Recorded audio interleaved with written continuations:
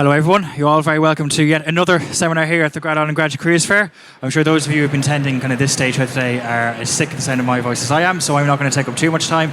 I'm just here to remind you that you can ask questions to the panel by going to slido.com and putting in the code 3684, so SLIDO.com, and then putting the code 3684, and if we have any time left at the end, we'll put the questions to the guys. But I'm going to stand out of the way and let the panelists get on with it.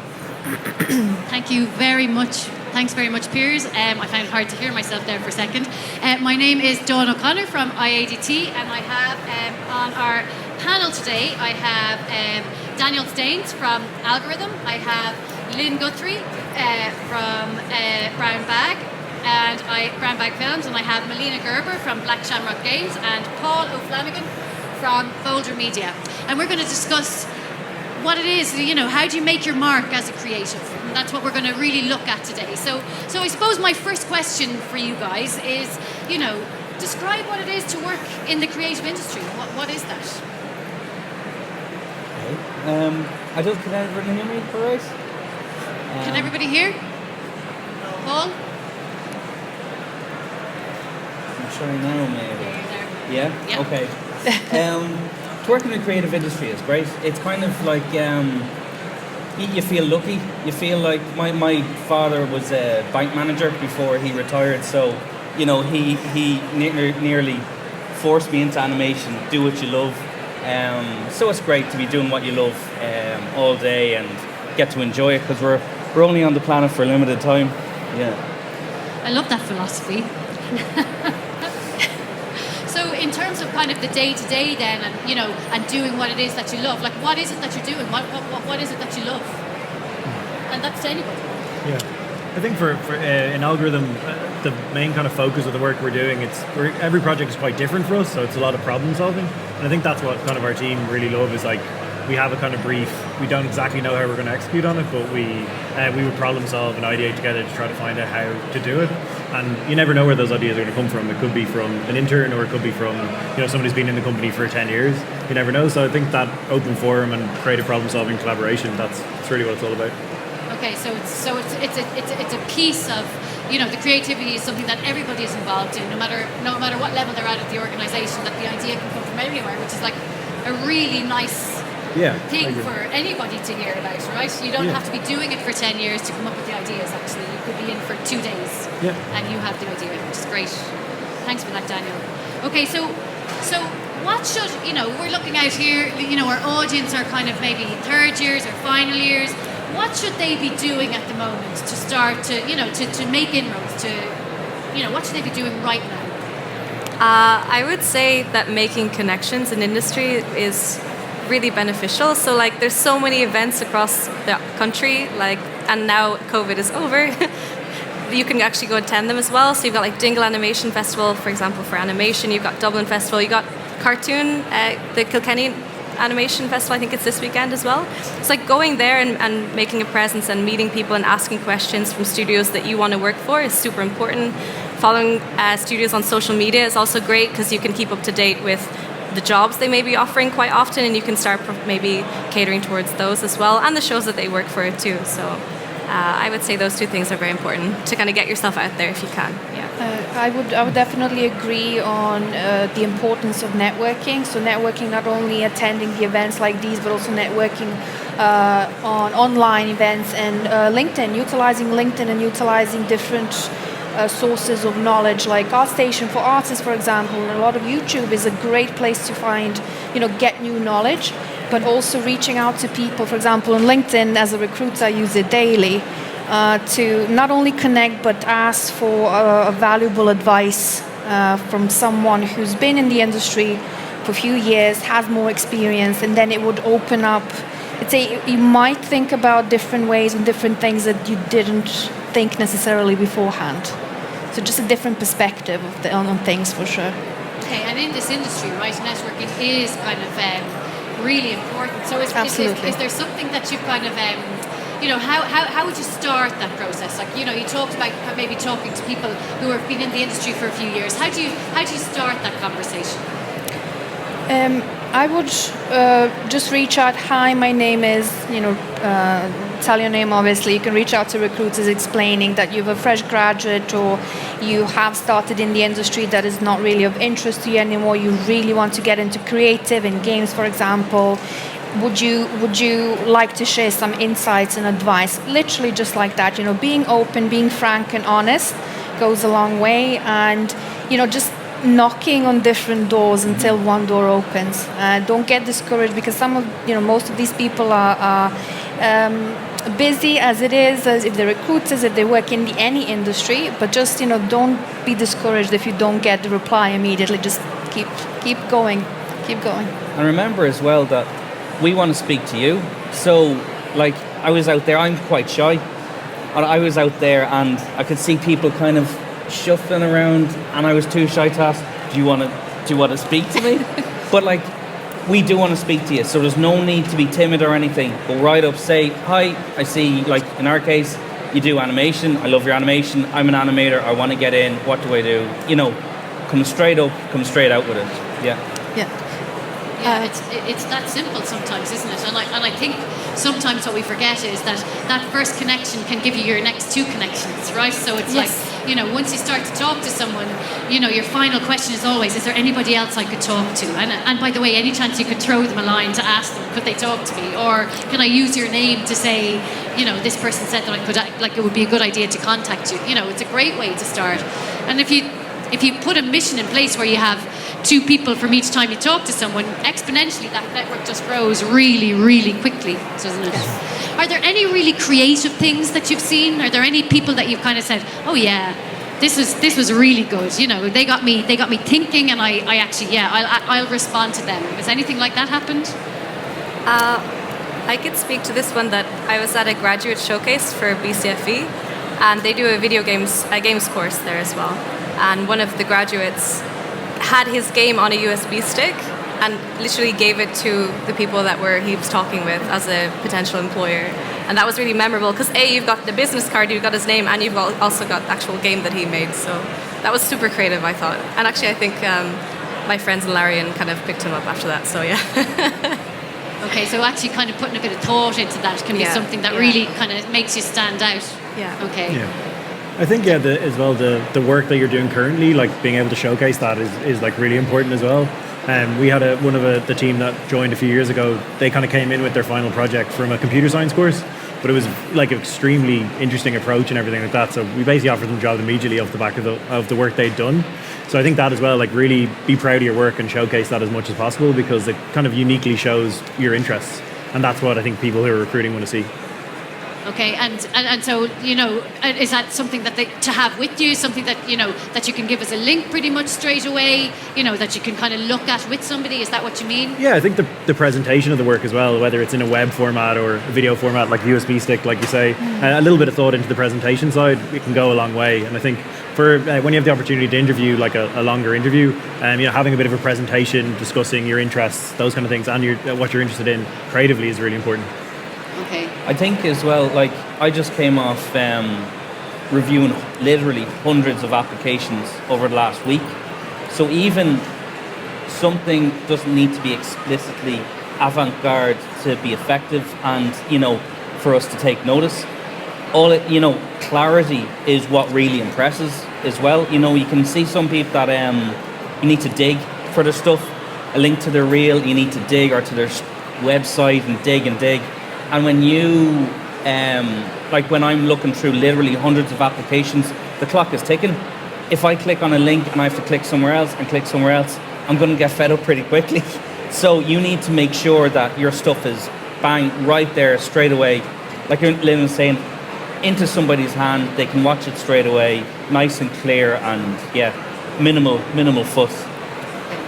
So you're looking for kind of nearly straight lines rather than this avant-garde kind of piece. Sometimes people think they're kind of they're doing a bit more, they're getting a bit deeper, but you're actually really looking for the clarity. That's it. Yes. When you're looking through so many things, you want to see the artwork and the talent right away.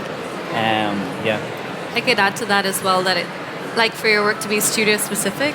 So sometimes it can be like a gaming company where you have, you'll be working on more adult games. So your artwork, if you're an artist, for example, would be more gruesome, for example. But say for Brown Bag, we're a pre-K school, like we do kindergarten kind of cartoons, so the portfolio would have to be very different for that.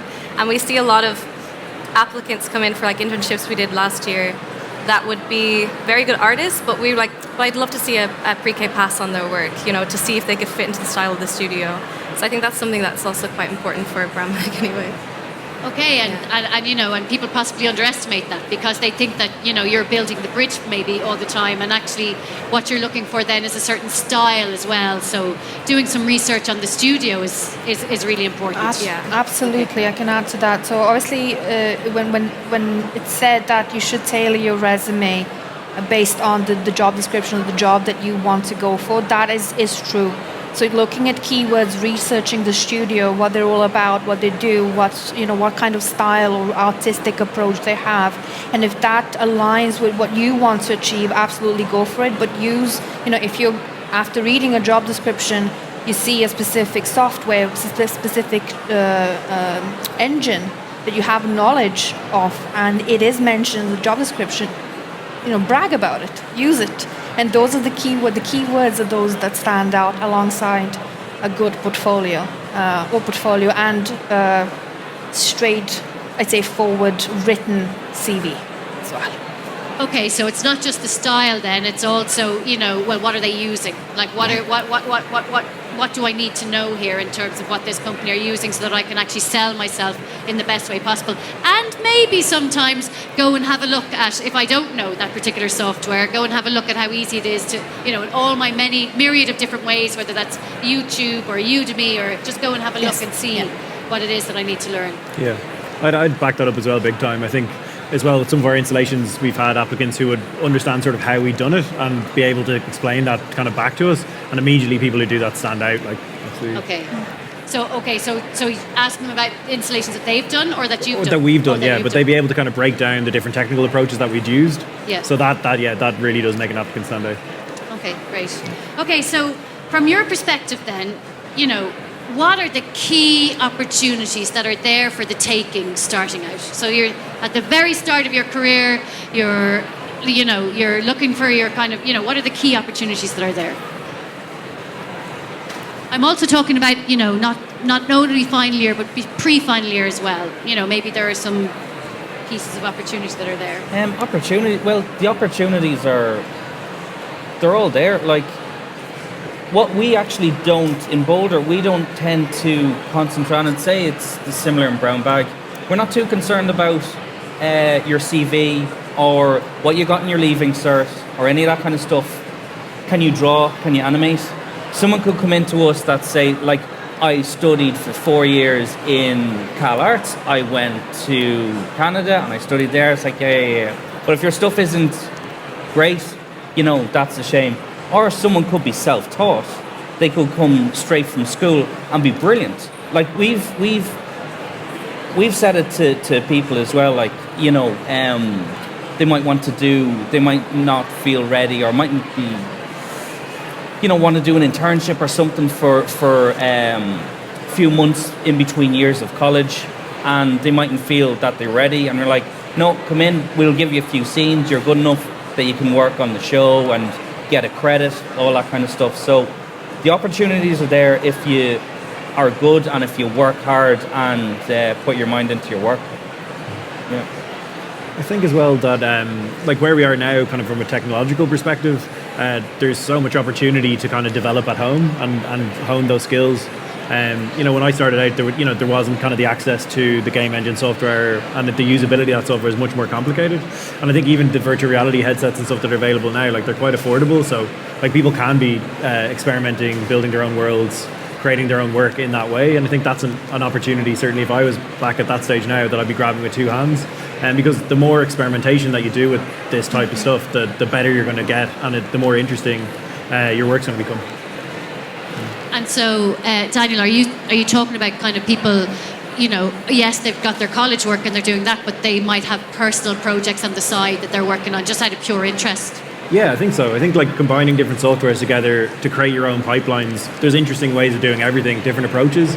And I think when we see people coming in with those that have been exploring in that way and thinking in that way, it really stands out.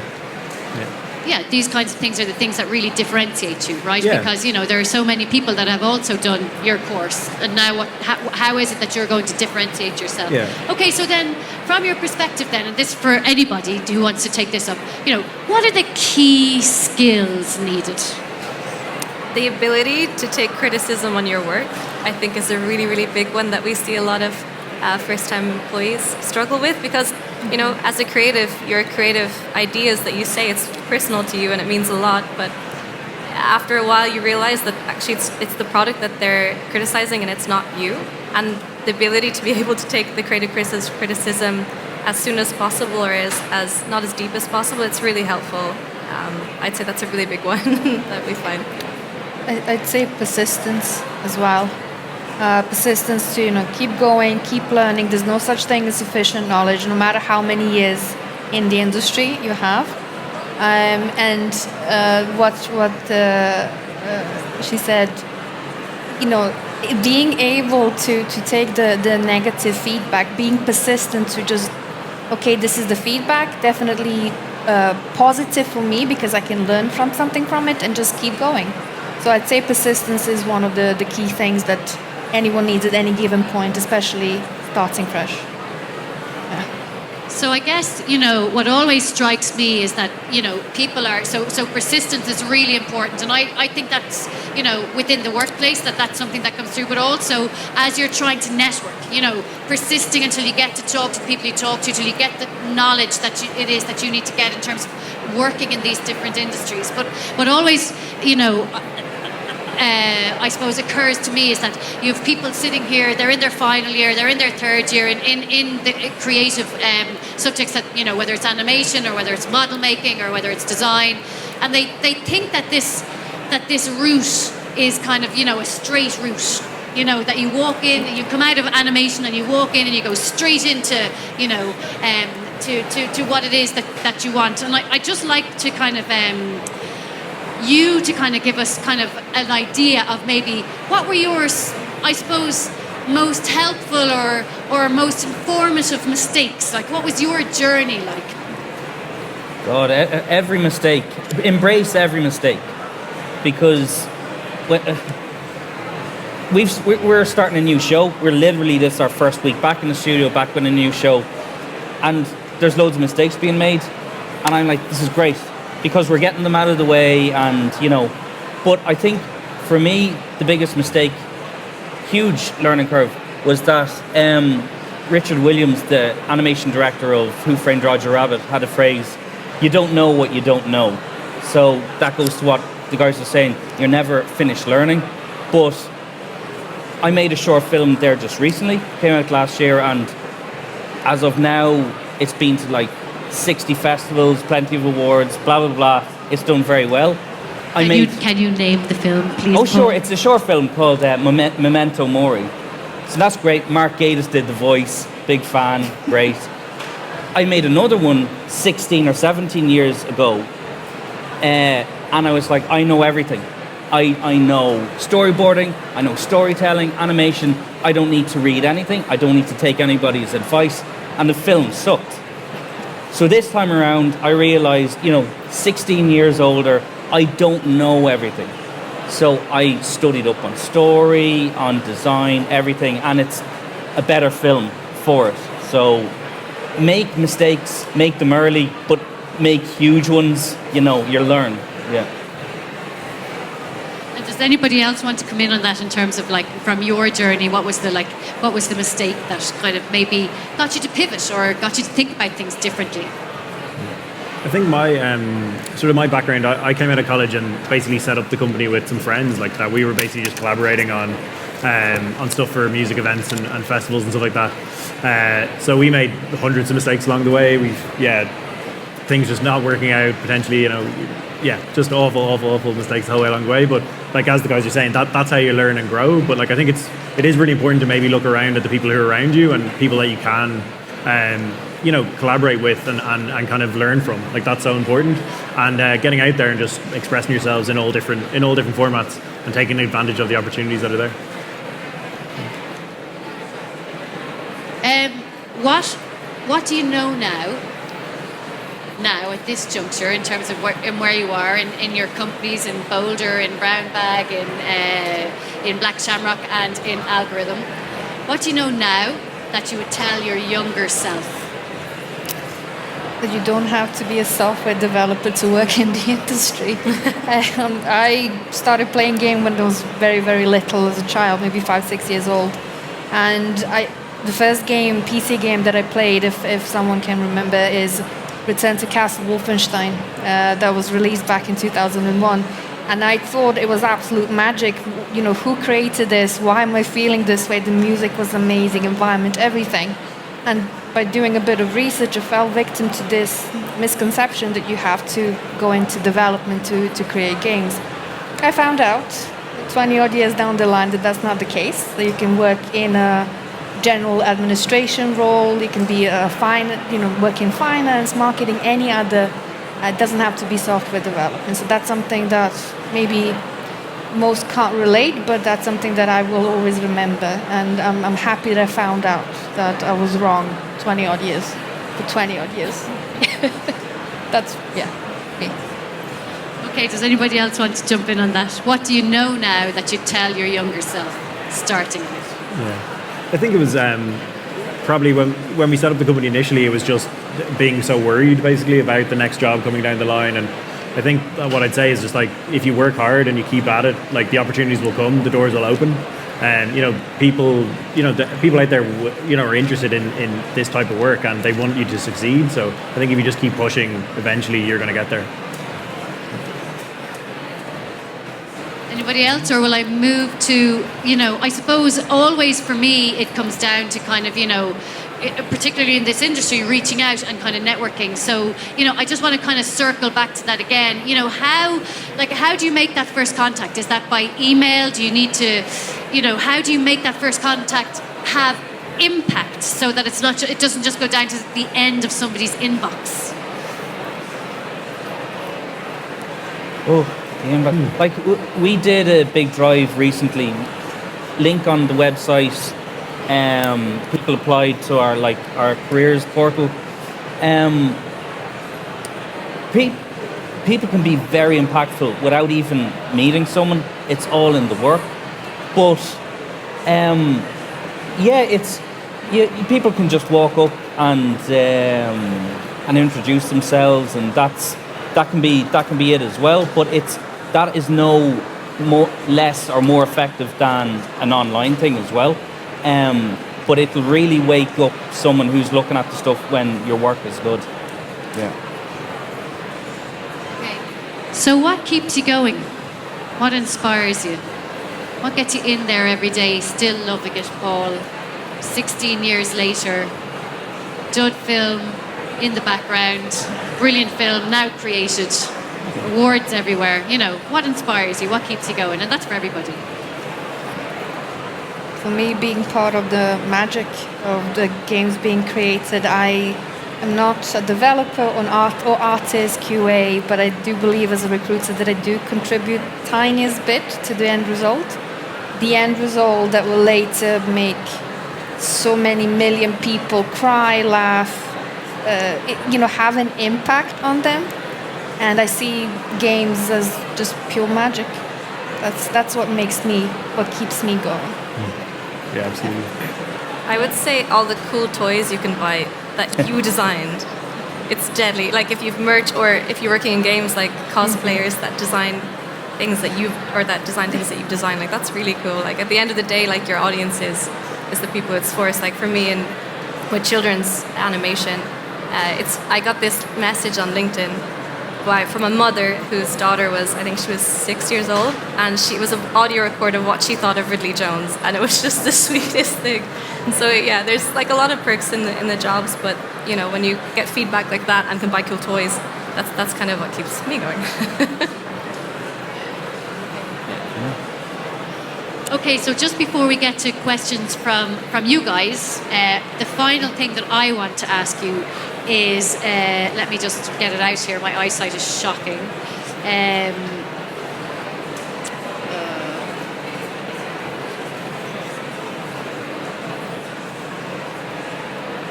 If you could name one quality or attribute just one quality or attribute that is entirely central. So if any of these were people that are here today, were coming to talk to you tomorrow, one quality or attribute that is entirely central, in your opinion? As someone from an animation studio, traditional skills. Don't get bogged down in the programs, all of that stuff, all the bells and whistles. Traditional skills that have been in animation for the last 100 years. They're still paramount. Yeah. Okay, thanks for that. I think just being passionate. I think that fundamentally is the main thing. Is just like energy and passion for what you're doing, being excited about what you're doing, and wanting to get your work out there. I would say humility, like not thinking you know everything. At the beginning, it's really great because you learn so much when you ask like a million questions, and it's never annoying. So yeah, as new recruits, like having humility and saying, yeah, I have no idea how to do that. Can you show me? Like, yeah, of course I can. So that's super important. Okay, so the humility goes along with the kind of, being able to take criticism as well. Piers, did you have any questions that came in there? You did? Oh, you have two. Okay. Sorry, just appearing out of nowhere here again. Yeah, so we just had a few questions come in. I think you guys have answered the majority of them. So a specific one here. So I'm going to stand in front of that in case of any interference, which is from someone who's looking to break into kind of the sound design industry. Does anyone have any tips around that industry specifically, or anything they can do to maybe get their name out there? Sound design, Daniel, I don't know, that's maybe more for guys in animation. Ah, you. Yeah. I mean, we would do like a little bit of sound design in-house, but primarily that's something that we would kind of outsource to other studios. There's some really great studios. Folding Waves is a company that we work with quite a lot. They're fantastic, so I definitely look at what they're doing. And then, sorry, go on. Anybody else on sound design? Yeah, like for us, we concentrate on the animation. We don't want to get bogged down in stuff we have no idea how to do. So we work a lot with Windmill Lane, and they do a lot of our sound design. All we need to say is we want this sounding like this or this kind of thing, and they work the magic. So they're great, yeah. And I'll add that for sound design, there's a great website, IFTN, and it has every production company in Ireland in it. So it's a really good website to have a look at for all industries, but it particularly has post-production companies as well. So if you're looking at post-production, and sound design does fall in there, those companies are there. It's like the website, I possibly shouldn't say this as it's being taped, but it looks quite, but there's so much information on that website. Don't overlook it. IFTN, just have a look at it and look through it has a complete A to Z list of all of the production companies in Ireland. Perfect. And just final one, which is a bit more general, which is about, dealing with the period, kind of coming out of college and looking for that job. Obviously, there's the panel from different backgrounds and working in different areas. But if there was one advice you had to give people to help them break into their chosen industry in terms of to help them stand out amongst their peers, what would it be? One piece of advice to help somebody stand out from everybody else, what would it be? I guess I can speak just from animation background, but when you see a portfolio and you see just college work, like the Pink Panther animation or the same bouncing ball, it's really amazing to see some personal work or something you've done on the side. Like there's amazing courses from Domestika online. You've also got Schoolism as well, and there's some beautiful work that I've seen come from that from students. But presenting kind of other ideas, and also like my top tip would be making like a portfolio piece in the style of a show that maybe the studio you're applying for could make.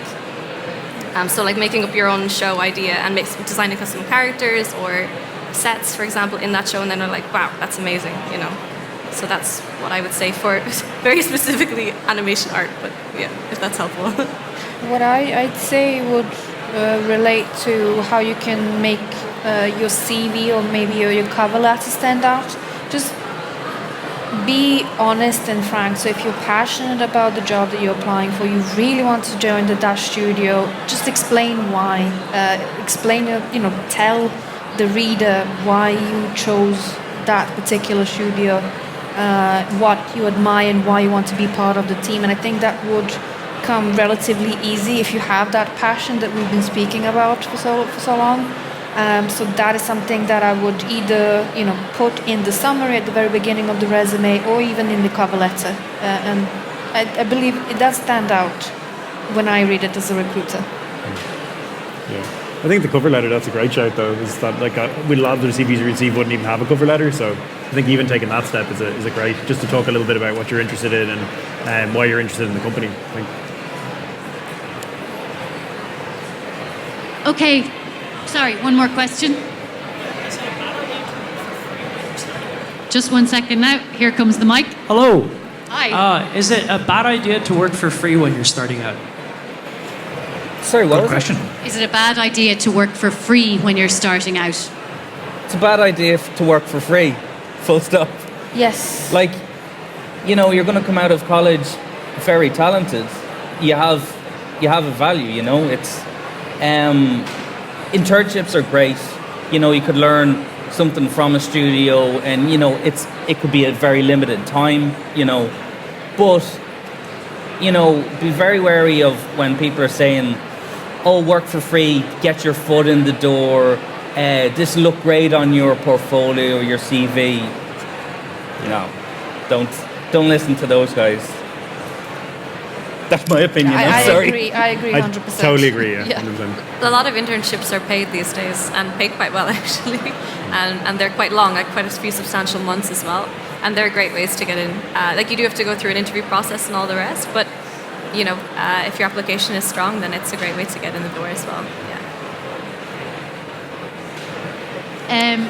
So, if there are no more questions, thank you so much. Thanks, Daniel. Thanks, Lynn. Thanks, Milena. And thanks, Paul.